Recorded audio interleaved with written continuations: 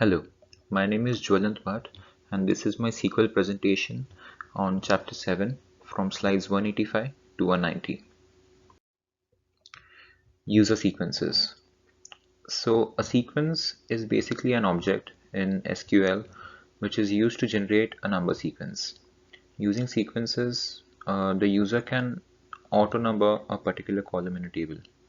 This feature is particularly useful when the user wishes to create a unique number for every tuple in the column, sort of like a primary key. If sequences are used properly, SQL ensures that no two primary keys are identical. So the syntax to create a sequence is as follows. You write create sequence followed by the name of your sequence. You then define the parameters. The user specifies the start value of the sequence. For example, I would want my sequence to start from 1. So start with followed by a numerical 1. Then comes the value by which to increment on every call. So if my start value is 1 and my increment is 2, the next value will be 3. Minimum and maximum values are self-explanatory. Cycle and no cycle.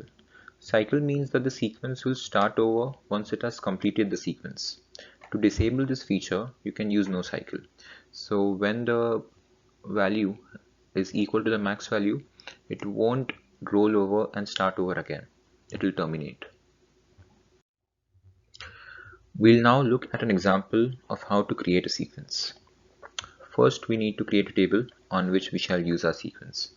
So here I have created a table using create table. In this table, SID is the primary key.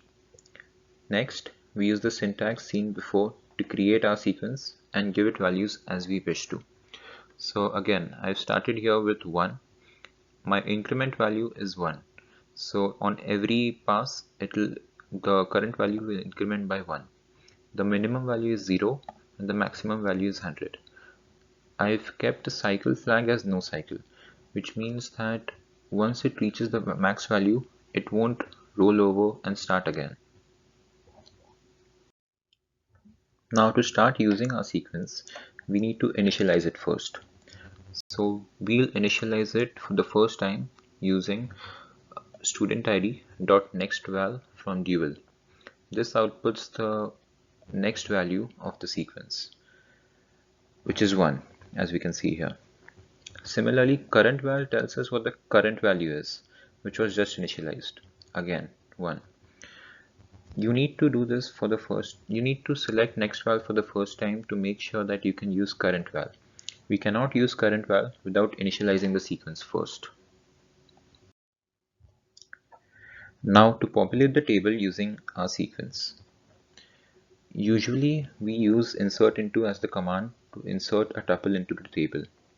We'll use the same command insert into, but instead of giving an explicit primary key to this tuple, we'll use student id dot current val. Student id is the name of our sequence and current val will tell the function that you are supposed to use the current value. So as we can see in this example, insert into students values student id dot current val. Student id dot current val is 1 and John and 23 are just the name and the age of the person. For the next example, we are using next val instead of current val. This is a very important step. You don't want to use current val again because then Harry will have the same student ID as John. So it's very important to use next val on every other call except the first one.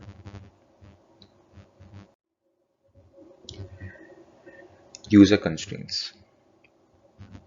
As the name suggests, user constraints are used to describe all the constraints on every table which is owned by the current user. To use it, we simply type desc, which stands for describe, followed by user constraints. Some important columns that are included in this are owner, which means the owner of the constraint, name and type of the constraint, validated. Validated is a field which specifies whether all of the data present in the tables whether it obeys this constraint. Generated.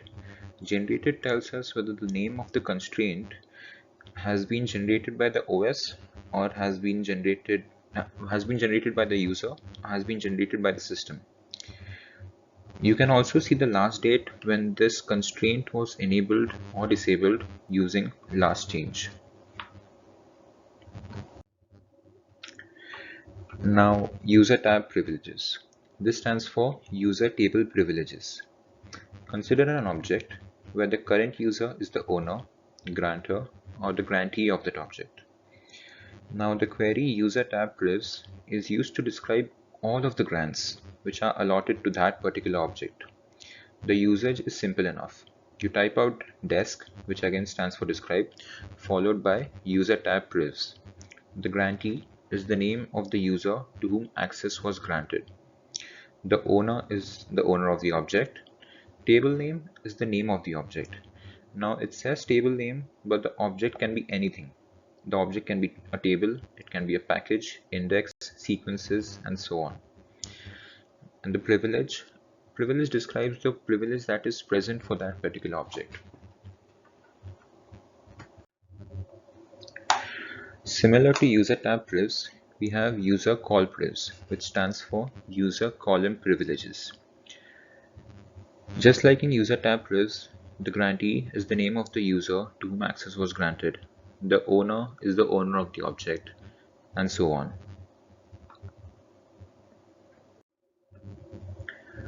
SQL loader.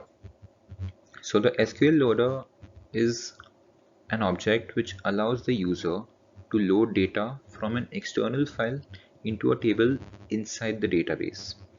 So it's sort of like a function which allows you to get data from an external location into your database. It has the ability to parse many different file formats such as CSVs, tab delimited, and pipe delimited. So you could say that a powerful data parsing engine is one of the features in the loader. You could also load data across a network. This means that you can run the SQL loader client on a different system from the one that is running the SQL loader server. This is a very important feature. You could also generate very sophisticated error reports which greatly aid troubleshooting. You could also use the operating system's file system to access the data files. Another feature that is very important is that you can use SQL functions to manipulate data before loading it into the database from an external file. Usage. To execute the SQL loader tool, you need at least 3 files. The first one is the input data file. The input data file is a file which stores raw data or delimited data. Its format is .dat. The next file is a parameter file which stores the location of your input and output files. This has the format of .par. The control file contains the specification on how data is loaded with a format of .ctl. Once you have these files ready, you execute the command SQL LDR from the command line or terminal, as you can see here. So SQL LDR par file is equal to parameter file .par. So we are feeding the parameter file to the SQL loader. Let's look at an example of a control file. The first line says load data into table students. This instructs the loader to load data into the students table using the insert statement. The next line, fields terminated by comma GPA comma email ID. This specifies that each row in the input file has 2 columns, GPA and email ID, which are separated by a comma. So taken together, this entire control file says that there is a file which has 2 fields, GPA and email ID. Both of these fields are separated by a comma. Take both of these fields and load this data into the table named student. We'll now look at some Oracle examples for the various queries that 185 to 190 had. So for user sequences, first I had to create a table. So I created a table students with SID, which is student ID, as the primary key, the name of the student, and the age of the student. After creating this table, I created a sequence. So create sequence is the query. Student ID is the name of my particular sequence. Again, the student ID sequence starts with 1. It increments by 1 every time it's called. The minimum value is 0 and the maximum value is 100. I selected no cycle because I did not want student ID to start over again after it reaches the maximum value. After this, on pressing enter, the sequence has been created. Then I initialize the sequence using studentid.nextVal. This outputs 1, which shows us that the sequence has been initialized. I check it using studentid.currentVal, which tells us that the current value is 1. Then I insert tuples into my students table using the insert into query. So I insert into students values. Now I'll use my sequence named student ID to insert the SID into the students table. So what I've done here is student ID.currentVal. It takes the current value from my sequence and puts it in place of the primary key SID. So you have the first row created.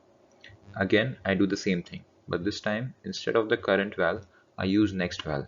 The current val for John was 1, and the next val after incrementing, it should be 2. So Harry gets the next value, which is 2. I do this another time and give the next value to Percy. After this, I select all from students, and we can see the table.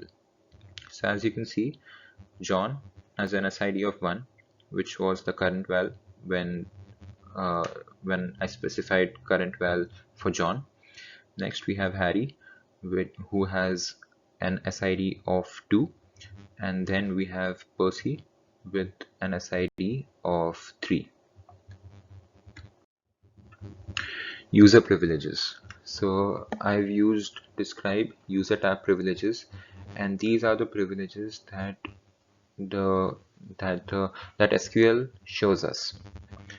Similarly, I've done the same thing for user column privileges, which tells the specific privileges held by each column in a table. Thank you.